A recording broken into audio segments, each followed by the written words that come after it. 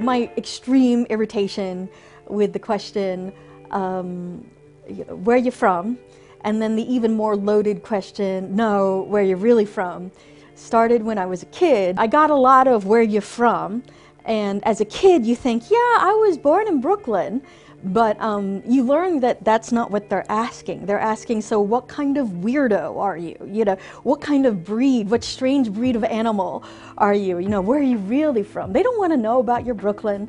They don't want to know about, you know, where you're born, but they want to know why it is you're colored in the way that you are. It required apparently me to explain myself, which I felt was sort of a rude requirement. But the real sort of power, I guess, of this question was brought home to me as I was reporting here in Atlanta. So when you're sort of other, and when you're living in a city where that kind of black-white binary is the focus of attention for the most part, where you have a history that is struggling with years of that black-white binary, other becomes actually kind of a safe harbor. People don't know what you are. All they want to know when they're talking to a stranger is that you'll handle their story well, treat it with respect. In other words, I think they just want to know that they can trust you. I was having a kind of a very difficult interview. This was in a black neighborhood, a man who is African American and had a position in the African American community, you know, of some stature. It had taken me ages to get this interview, so I knew that trust levels were not there.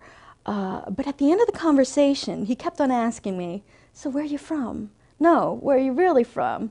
Okay, so I almost rolled my eyes, at least I really wanted to, but then, I sort of played along. I was like, well, maybe he's reaching out to learn more about me since I've asked him so much about him. I said, well, I was born in Brooklyn, raised outside Chicago, my parents are from the Philippines. And he said, no, are you sure you don't have a little black in you?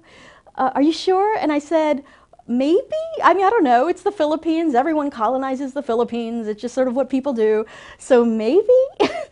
And they kept on insisting and insisting and insisting. And I didn't want to get into a fight over this. This is the last kind of conversation I wanted to have, actually. What an odd conversation. But when I walked away from that, I thought, geez, he really wanted to have me be one of his people. A member of his community, and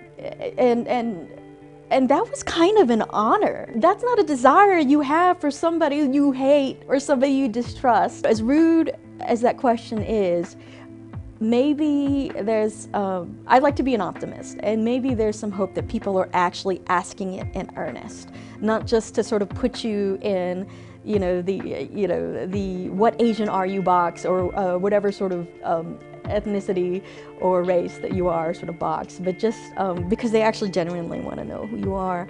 And that's why I think the question, where are you from? No, where are you really from? is so much more complex and meaningful, and perhaps even useful to me as a reporter who doesn't quite look like anyone else usually when I walk into a room.